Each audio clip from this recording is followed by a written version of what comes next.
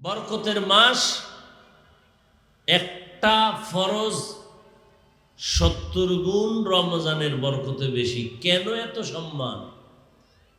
আল্লাহর কোরআন নাজিলের মাস। দুনিয়াতে এই জন্যই বললাম, যত দিন আছে সবই দামি, তবে আরাফার দিন আরো দামি, জুমার দিন আরো দামি। যত রাত সব আল্লাহর দেয়া দামি, কদরের রাত আরো বড় দামি। জমিন আমার আল্লাহর সব দামি, তবে কোরআনের আলোচনার মজলিসের জায়গা বড় দামি। জমিনে যত ঘর আছে সব সুন্দর সুন্দর ঘর, তবে সব ঘরের মধ্যে মসজিদ বড় দামি, মাদ্রাসা বড় দামি। আবার মসজিদ বড় দামি ঘর, এই সব মসজিদের ভেতরে বাইতুল্লাহ বড় দামি। ইন্না আউওয়ালা বাইতিন উযিআ লিন-নাসি লাল্লাযী বিবাক্কাতা মুবারাকান ওয়া হুদা, মুবারাকান ওয়া হুদান লিল আলামিন।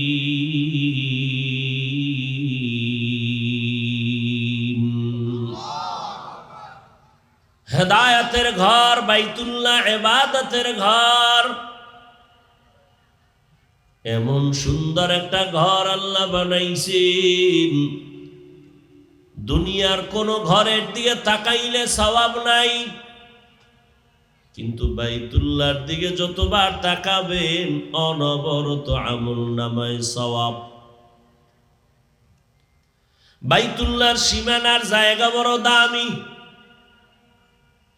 ওই সীমানায় বসে কেউ যদি একবার বলে আল্লাহ, সাথে সাথে তার আমলনামায় 1,00,000 বার আল্লাহ বলার সওয়াব এসে যাবে। আরো জোরে বলেন, আতিনা ফি দারে দুনিয়া না হাসান, আতিনা ফি দারে দুনিয়া না হাসান, আতিনা ফি দারে উকবা না হাসান, ইয়া গিয়াসাল মুস্তাগীসিন ইহদিনা লিফতিখারা বিল উলুমে ওয়াল গিনা। হর গরিদে নেকো তু তৈয়ার হে, जो न मांगे उससे तू बेजार है। টেকনাফের মধ্যে সব জায়গা দামি, তবে কোরআনের বাগান কি আরো দামি। আল্লাহর দেয়া সব জায়গাই দামি, কিন্তু কোরআনের মজলিসটা অন্য মজলিস থেকে আরো দামি। দিন রাত আল্লাহর কাছে সর্বসময় দামি, এর মধ্যেও কিছু সময় আছে বড় দামি। আজান ইকামতের মাঝখানের সময় বড় দামি, সূর্য অস্তমিত হওয়ার সময় বড় দামি, জুমার দিনের প্রতিটি মুহূর্ত বড় দামি। দিন আল্লাহর কাছে দামি, এর মধ্যে জুমার দিন দামি, আরাফার দিন দামি, আশুরার দিন দামি, রাত সব আল্লাহর দেয়া দামি, এর মধ্যে কদরের রাত আরো দামি।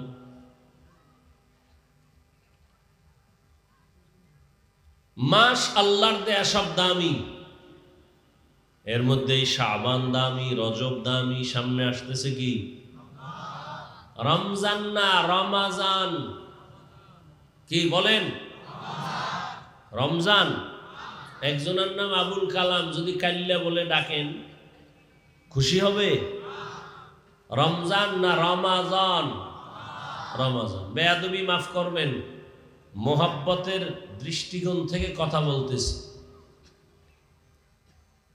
ছিদ্রান্বেষণকারীর তার অভাব নাই।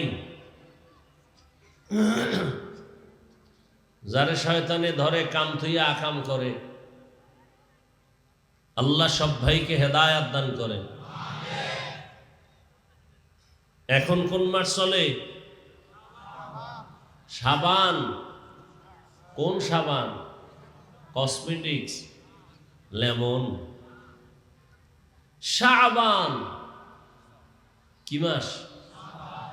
শাবান। রহমতের নবী এ মাসে, এর আগের মাস গেছে রজব। নবীজি এই মাসগুলো আসলেই আমলের অবস্থান আরো মজবুত করতেন। সবসময় আমল করতেন, এই সময়টা আরো বেশি করতেন। নবীজি বলেন, রজব আমার মাস। আরে রজব আল্লাহর মাস, শাবান আমার, রমজান আমার উম্মতের মাস।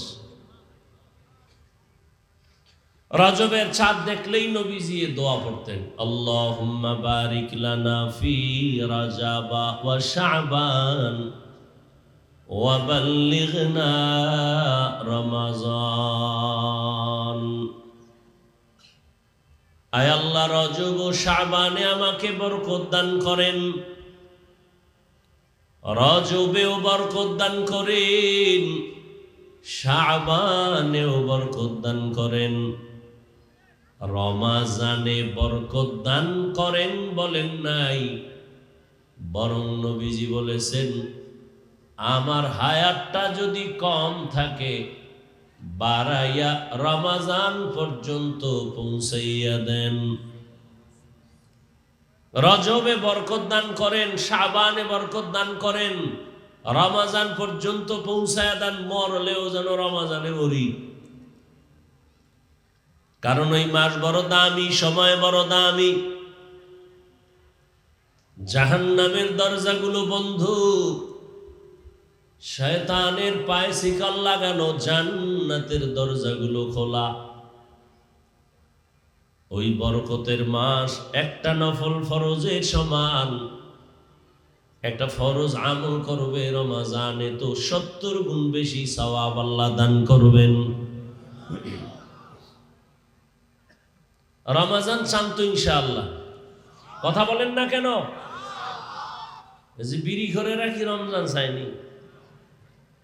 যারা রোজা রাখবে না, এগো রমাজান মাস আর অন্য মাস সমান। যার নাক ঠিক নাই, নাক কি এর কাছে বগুড়ার দদি আর পায়খানা সমান। যার কলব ঠিক নাই, বেরোজাদার, বেআমল, জাহান্নামী, ওর কাছে রমাজান আর শাবান কি আর রজব কি সমান। ও 3 প্যাক খাবে জনমের মতো, এরপরে রাস্তায় কোন সময় পইরা মইরা থাকবে খবরও থাকবে না। ওর চিন্তা নাই ওর যে মরণ হবে, ওর চিন্তা নাই যে কবরে সুয়াল জবাব হবে, ওর চিন্তা নাই যে আমাকে একাজ চলে যেতে হবে।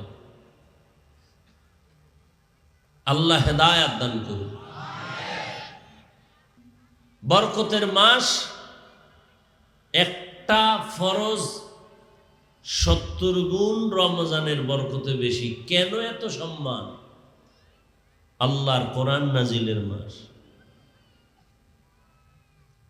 দুনিয়াতে এই জন্যই বললাম, যত দিন আছে সবই দামি, তবে আরাফার দিন আরো দামি, জুমার দিন আরো দামি। যত রাত সব আল্লাহর দেয়া দামি, কদরের রাত আরো বড় দামি। জমিন আমার আল্লাহর সব দামি, তবে কোরআনের আলোচনার মজলিসের জায়গা বড় দামি। জমিনে যত ঘর আছে সব সুন্দর সুন্দর ঘর, তবে সব ঘরের মধ্যে মসজিদ বড় দামি, মাদ্রাসা বড় দামি। আবার মসজিদ বড় দামি ঘর, এই সব মসজিদের ভেতরে বাইতুল্লাহ বড় দামি। ইন্না আউওয়ালা বাইতিন উযিআ লিন-নাসি লাল্লাযী বিবাক্কাতা মুবারাকান ওয়া হুদা মুবারাকান ওয়া হুদাল লিল আলামিন।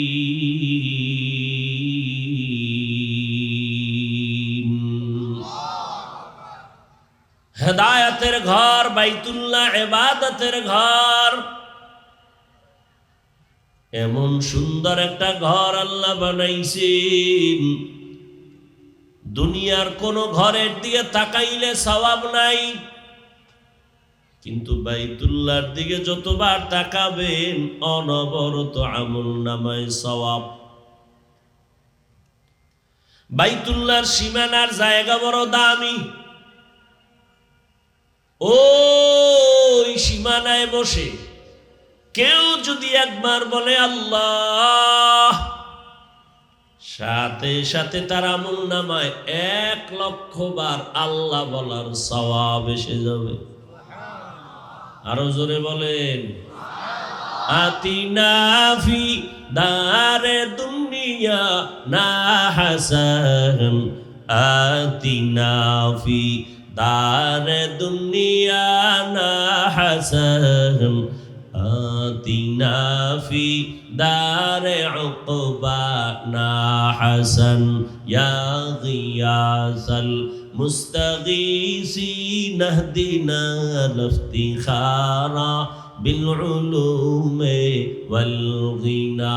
হর গরিদে নেকো তু তৈয়ার হে, जो न मांगे उससे तू बेजार है। টেকনাফের মধ্যে সব জায়গা দামি, তবে কোরআনের বাগান কি আরো দামি। বলে কেমন দামি? রহমতের নবী বলেন, আল্লাহ তাআলা রহমতের ফেরেশতা দিয়া পুরা প্যান্ডেলকে বেষ্টনী দিয়েছেন। ফেরেশতারা হাতে হাত লাগায়া কাতার বন্দী হয়ে পুরা ময়দানকে ঘেরাও করেছেন আরশে আজিম পর্যন্ত। আল্লাহ বলেন, ফেরেশতা, ওই কোরআনের বাগানের মানুষগুলো বালুর মধ্যে কেন বসছে? ওরা কি চায়? ও আল্লাহ, এরা টাকা চায় না, বাড়ি চায় না, জাহান্নাম থেকে মুক্তি চায়, জান্নাত চায়, আপনার সন্তুষ্টি চায়। আল্লাহ পাক এক পর্যায়ে বলেন, ফেরেশতারা সাক্ষী থাকো, এই ময়দানে যারা হাজির হয়েছে আমি আল্লাহ এদের জীবনের সব গুনাহগুলো মাফ করে দিলাম। এই ময়দান বড় দামি। এরা কেন আসছেন আল্লাহ সব জানেন, এরপরও ফেরেশতার থেকে জানতে চান কেন? ফেরেশতারা বলেছিল, মানুষ বানাবার কোনো প্রয়োজন নাই, ওরা আপনার ইবাদত করবে না। আমার গোলামরা আজ খানার চিন্তা করে না, ঘুমের চিন্তা করে না, সম্মানের চিন্তাও করে না। কোনো একটা অনুষ্ঠানে গেলে এই রকম বিছানায় কেউ বসতো না, ধুলা বালু কাদা মাটির মধ্যে বসতো না। কিন্তু আজ এই ময়দানে মানুষ এতটাই দুর্বল হয়ে বসছে, কোনো চিন্তাও অন্তরে নাই। এরা শুধু আমাকেই চায়, আর আমি আল্লাহ এদেরকে বড় আদর করে বানাইছি। আমি আল্লাহ এই মোহাব্বতের কারণে পবিত্র মজলিসে বসায় আমি তাদের জীবনটাকেও পবিত্র করে দিলাম। নবীজি বলেন, কেউ যদি ঘর থেকে বের হয় উলামাদের মজলিসে, প্রত্যেকের সাথে আল্লাহ 70,000 রহমতের ফেরেশতা কাফেলা বানায় দেন। আল্লাহ মজলিস কবুল করেন, আয়োজনকারী সহযোগিতাকারীদের কবুল করেন। আজকের আয়োজন এ মেহনত, এ পরিশ্রম পুরা এলাকার হেদায়াতের জরিয়া বানায় দেন। এর বরকতে আল্লাহ এই অঞ্চলের মানুষকে আল্লাহ পূর্ণ হেদায়াতের দৌলত দান করেন। উলামায়ে কেরাম আপনাদের সামনে আলোচনা করেছেন কোরআন সুন্নাহর আলোকে, তথ্যবহুল আলোচনা। আপনারাও ধৈর্যের সাথে শুনছেন। উলামায়ে কেরামের কথাগুলো সকলকেই সহি তরিকায় আমল করার তৌফিক দান করেন। উলামায়ে কেরামের ইজ্জতকে আল্লাহ বেশি বেশি বাড়ায় দেন। উলামায়ে কেরামের বিরুদ্ধাচরণকারী যারা, আল্লাহ তাদের হেদায়াত দান করেন। আমি আপনাদের দোয়া নিতে আসছি। দোয়া আমার বড় পুঁজি। আমার এলেম আমল কিছুই নাই, তবে একটা পুঁজি আছে, দোয়া। মা বাবার দোয়া, আল্লাহর প্রিয় বান্দা উলামায়ে আহলে হকদের দোয়া, মুরব্বীদের দোয়া, আপনাদের দোয়া। এই দোয়া বড় দামি এক সম্পদ। পাশাপাশি আমি সংক্ষিপ্ত আলোচনার নিয়তে কোরআনে হাকিমের সূরা আনকাবুতের সর্বশেষ আয়াতে কারিমা তিলাওয়াত করেছি, রসুলের একটি হাদিস পড়েছি। ইখলাস ও রুহানিয়তের সমন্বয়ে সহি নিয়তে, সহি তরিকায়, সহি কিছু কথা আমাকে বলার মতো, আপনাদেরকে শুনবার মতো আল্লাহ তৌফিক দান করেন। ওয়াল্লাযীনা জাহাদু ফীনা লানাহদিয়ান্নাহুম সুবুলানা ওয়া ইন্নাল্লাহা লামাআল মুহসিনিন।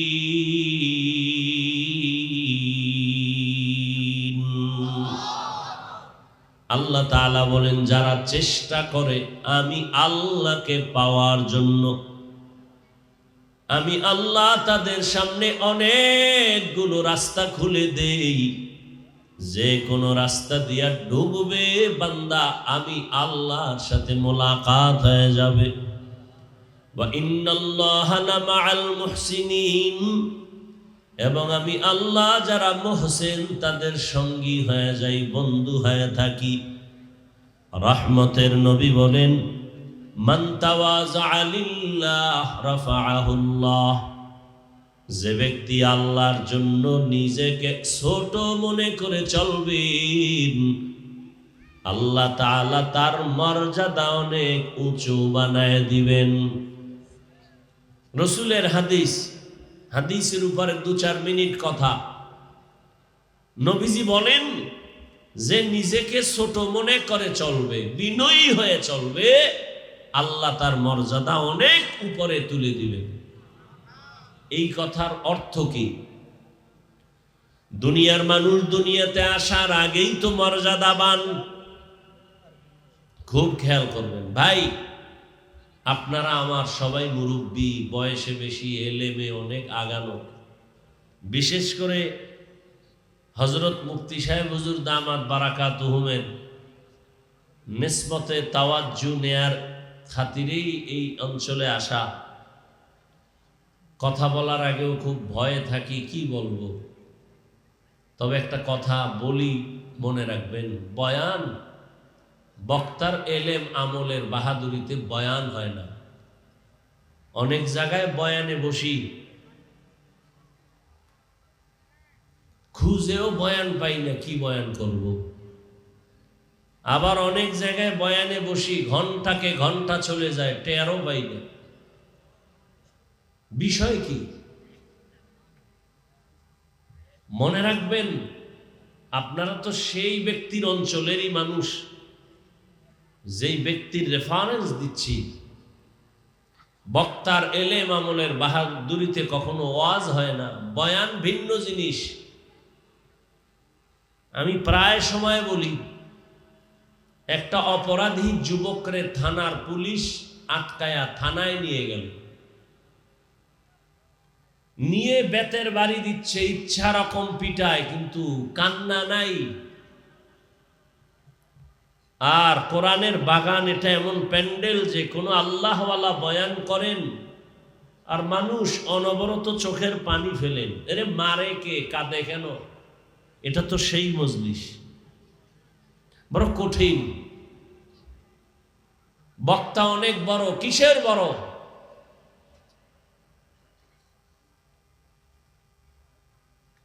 এলেম আমলের মাস্তানি আর বাহাদুরি সব জায়গায় চলে না, ওই বাহাদুরি দিয়া বয়ান হয় না।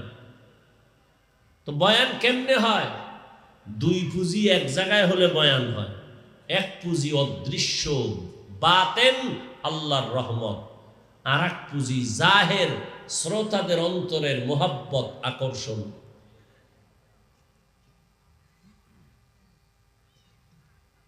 আপনাদের অন্তরের আকর্ষণ কি? ওই অনুযায়ী আল্লাহ কথা বের করবেন। মুখস্থ করে কথা বলা যায় না, যে নিয়ত করছি আজকে এই কথাই বলবো, হবে না।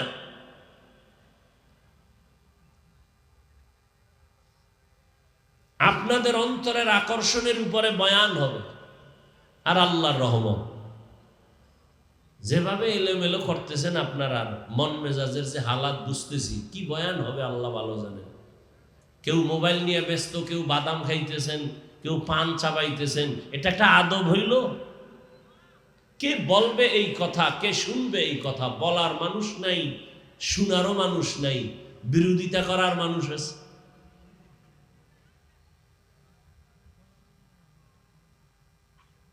সারাটা বাংলাদেশে এগুলি বলতে বলতে অতিষ্ঠ। 24টা ঘন্টাই মোবাইল নিয়ে থাকেন, 2 ঘন্টা বয়ানে আসছেন, না চালাইলে কি ক্ষতি হবে আপনার? কেন এই গুনাহের বক্সটা হাতে উঠাচ্ছেন? এতক্ষণ কি বুঝাইতেছি? এটা তো এই প্যান্ডেল যে বসা মাত্রই জীবনের সব গুনাহ মাফ। এরপর সেই গুনার ফ্যাক্টরি হাতে গেল।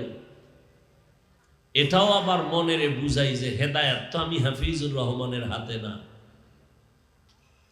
মক্কা মদিনার ইমামের হাতে না, স্বয়ং রাসূলের হাতেও না।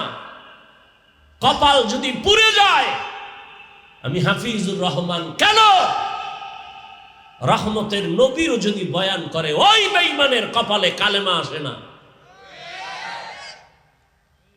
যেই রসুলকে এক নজর দেখলে পেটের ক্ষুধা থাকে না, যেই রসুলের চেহারার দিকে মোহাব্বতে একবার তাকাইলে জাহান্নাম হারাম,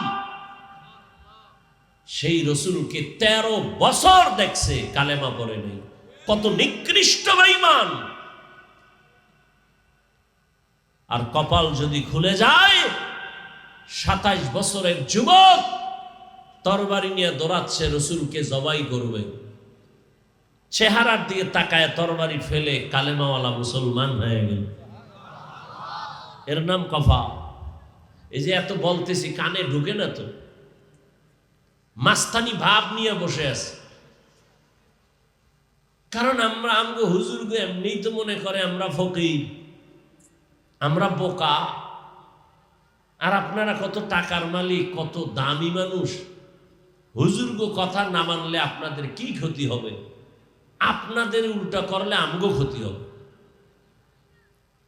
আপনাদের অন্তরের ধারণা এই রকম নষ্ট ধারণা, অথচ চোখের সামনে দেখতেছেন কই নমরুদ, কই ফেরাউন, কই সাদ্দাম, কই গাদ্দাফি, কই সাদ্দাম, কই আমেরিকার বুশ।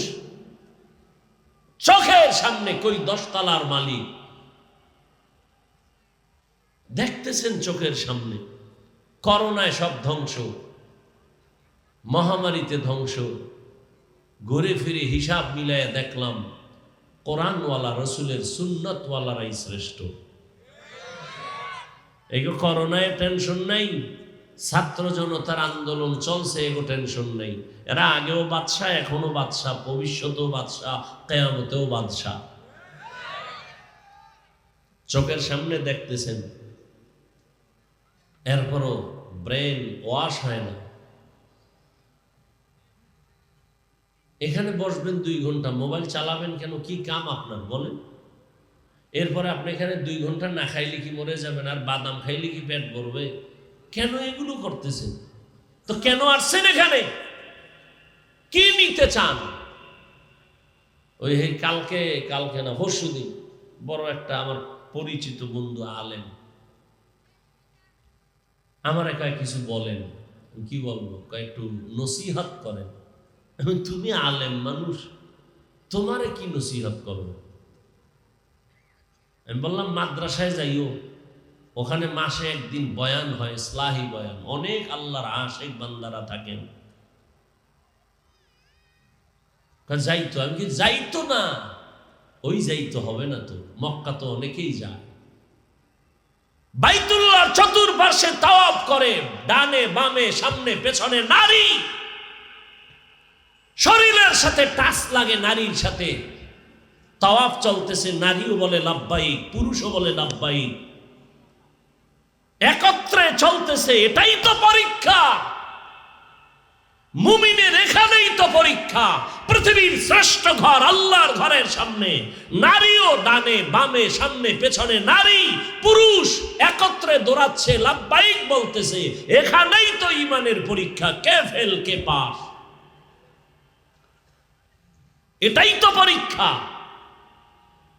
তোমার ডানে নারী, সামনে নারী, পেছনে নারী, বামে নারী, এর মধ্যে সেও বলে লাব্বাইক, তুমিও বলো লাব্বাইক। আর সে আজিম পর্যন্ত কার লাব্বাইক যাবে? পরীক্ষা চলতেছে বাইতুল্লাহর পাশে, খোদার ঘরের সামনে। যায় তো বাইতুল্লাহ অনেকে, হাজি হয় কতজন? কত নিমক হারাম কপাল পোড়া রাখিয়ে সেখানেও মোবাইলে লাইভ দেয়। ও কাঁদবে কখন? ওর কান্নার কপাল নাই, ওর কপাল অভিশপ্ত কপাল। পৃথিবীর শ্রেষ্ঠ জায়গায় গিয়েও সে মোবাইল নিয়ে ব্যস্ত, কান্নার চিন্তা নেই। রসুলের রওজা মোবারকে মানুষ কাঁদতেছে, নিমক হারাম কপাল পোড়া মোবাইল নিয়ে লাইভ দিচ্ছে, ওর কপালে কান্না নাই, ওর কপাল খারাপ।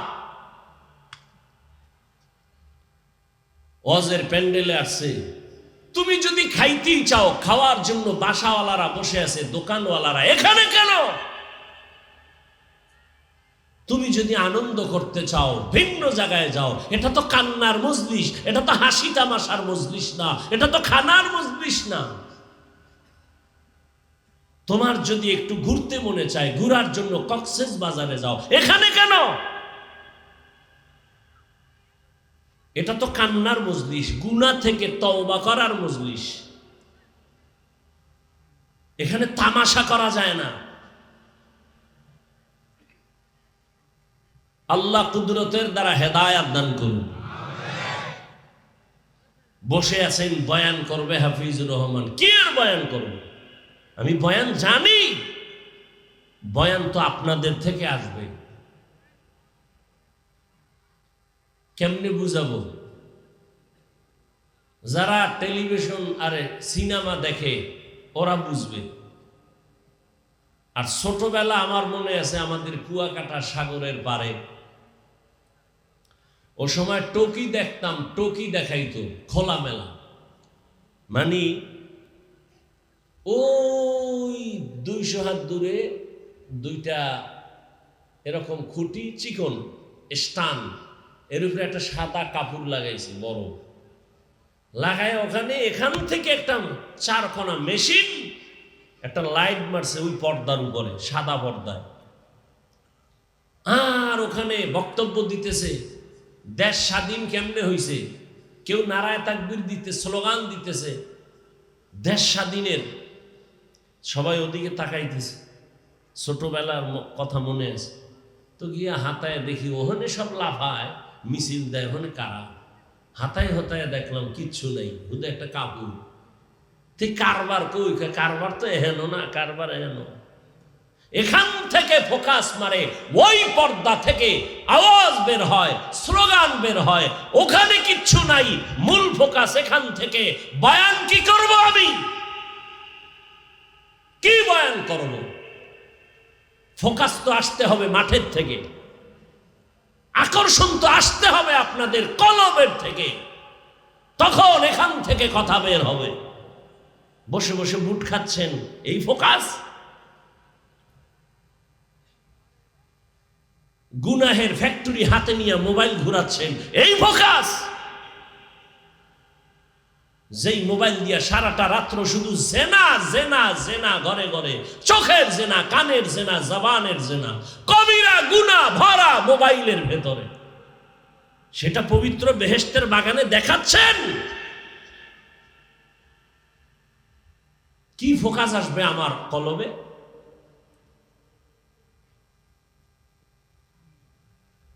আল্লাহ হেদায়াত দান করুন। আল্লাহ বলেন, যারা আমাকে পাওয়ার চেষ্টা চালায়, আমি আল্লাহ অনেকগুলো রাস্তা তার সামনে খুলে দেই, যেখান থেকে সে ঢুকবে আমি মালিকের সাথে মোলাকাত হয়ে যাব। হাদিসের ব্যাখ্যাটা শুনাইতেছিলাম, পরিবেশটা আমার কাছে, আপনারা তো দেখেন অনেক মানুষ হইছে টেকনাফের মাহফিলে, অনেক মানুষ হইছে। এই চাপাবাজিতে লাভ কি? যদি ফজরে মসজিদ খালি হয়, কি হবে এই চাপাবাজি করে? অনেক লোক হইছে, কি তো কি হইছে? অনেক লোক হয়েছে তো কি, অনেক লোক হয়েছে কি হইছে? কান্না নাই, বিড়ি টানে, পর্দা নাই, হালাল নাই, ফজরে মসজিদে নাই, তো চাপাবাজি করে লাভ কি? অনেক লোকের দরকার নাই, তাওবাওয়ালা মানুষের দরকার, নামাজিওয়ালা মানুষের দরকার, চোখে পানিওয়ালা চোখ দরকার। মোনাজাত দিছো যদি কান্না না আসে, কিসের মোনাজাত দিয়েছ? চোখ আছে, কান্না না আসে, সে কিসের চোখ?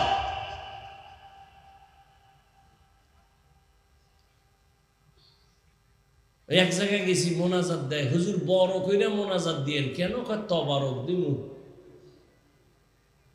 তো মোনাজাতে চাইতেছে আল্লাহ কিছু দেও, চোখ বন্ধ করিয়া ওরা ওই তবারকের প্যাকেট দিতেছে, কই নগদ পাইয়া লাইছি। এই আছে কিছু আকাম দেশে বিভিন্ন জায়গায়। মোনাজাতের যে একটা গুরুত্ব, এইটাই নেই। আবার কিছু কিছু জায়গায় মোনাজাতটা মন মতো দিবে না, হ্যাঁ আগে নেতা খাতারাই বক্তব্য দিয়া মোনাজাতের 12টা বাজায় দিবে, শেষ মোনাজাত।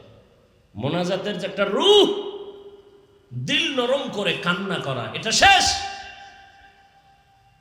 আর বক্তারে রিস্ট্রিকশন দিয়া দেয়, রাজনীতির কোনো ওয়াজ করবেন না। তো রাজনীতির ওয়াজই যদি করতে না পারি, সেই স্টেজে রাজনীতির বক্তব্য দেয় কেন নেতারা?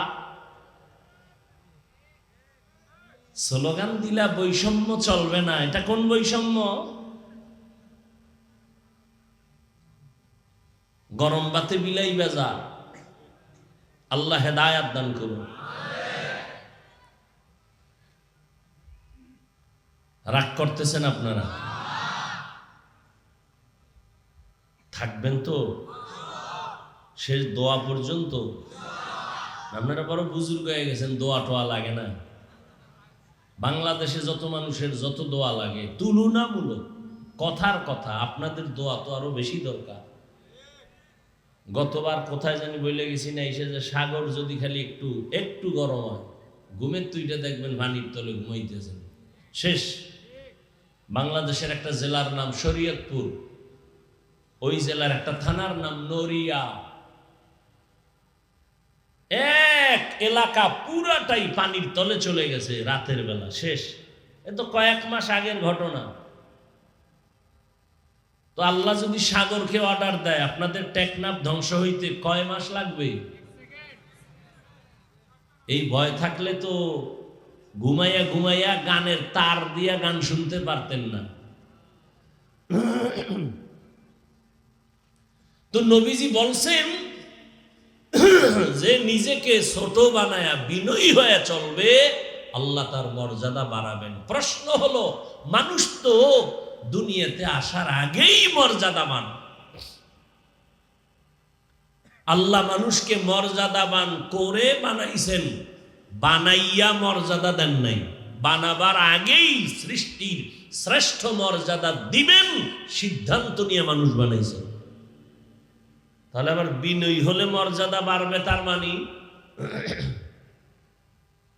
এর সংক্ষেপ 2-3 মিনিটে শুনেন।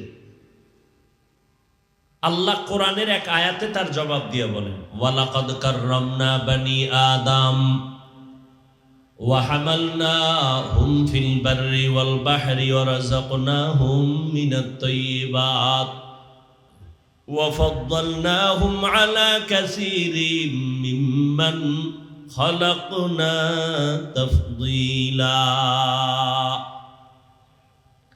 বনিয়াদম বড় দামি বড় শ্রেষ্ঠ।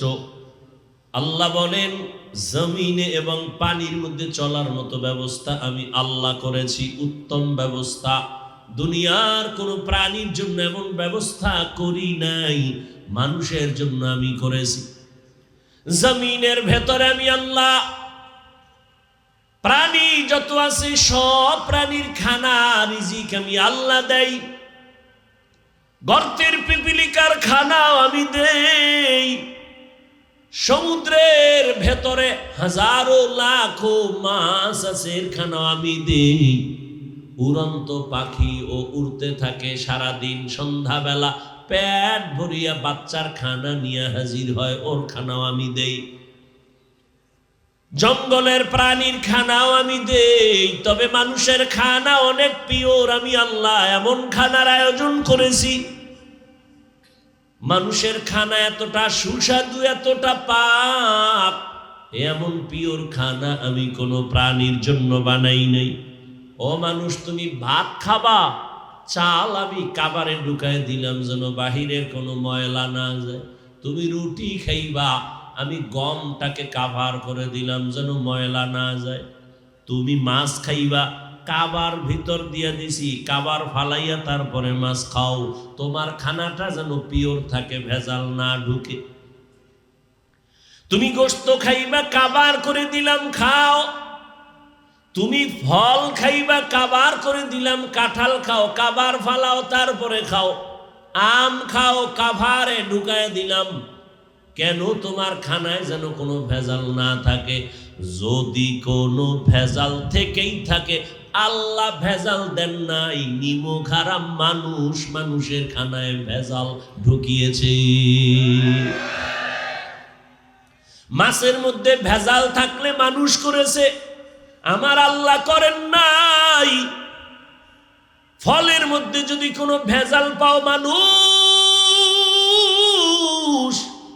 নিমক হারাম এই মানুষ ভেজাল ঢুকিয়েছে। তেলে ভেজাল, ডালে ভেজাল, সব ভেজাল মানুষ করেছে। এই জন্য আল্লাহ বলেন মানুষ বড় নিমক হারাম। ইন্নাল ইনসানা লিরাব্বিহি লাকানুদ। মানুষের মতো নিমক হারাম আর কেউ নাই। ওরা এত বড় নিমক হারাম, মানুষ হইয়া মানুষের এই পরিমাণ ক্ষতি করে, একটা পশুর এত ক্ষতি করে না। মানুষ হয়ে মানুষের যেই পরিমাণ ক্ষতি করে, একটা পশুর ক্ষতি করে না।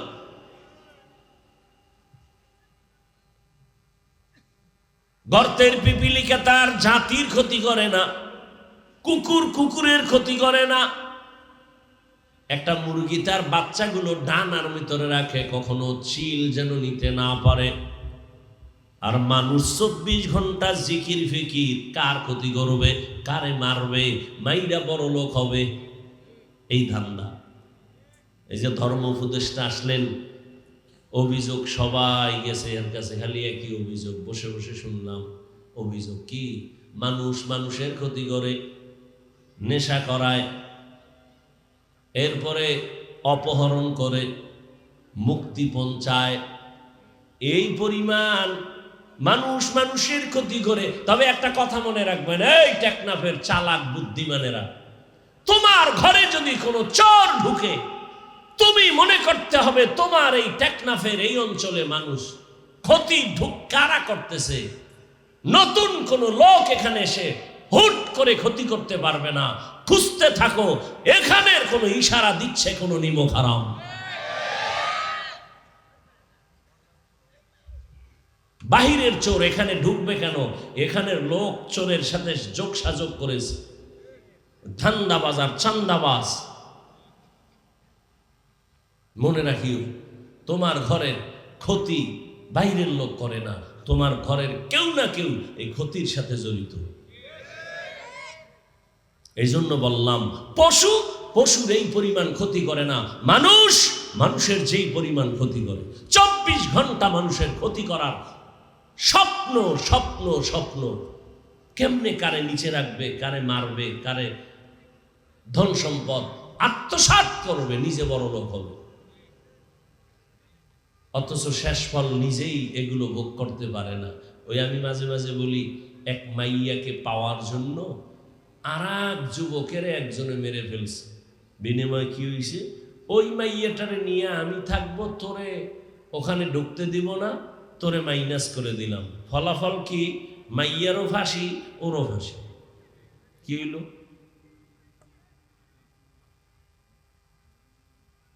এই চিন্তাটা যদি করত যে পরিণাম ফল তো জেলে যাইতে হবে, পরিণাম ফলে ফাঁসি হবে, তাহলে আমি ওরে মারবো কেন?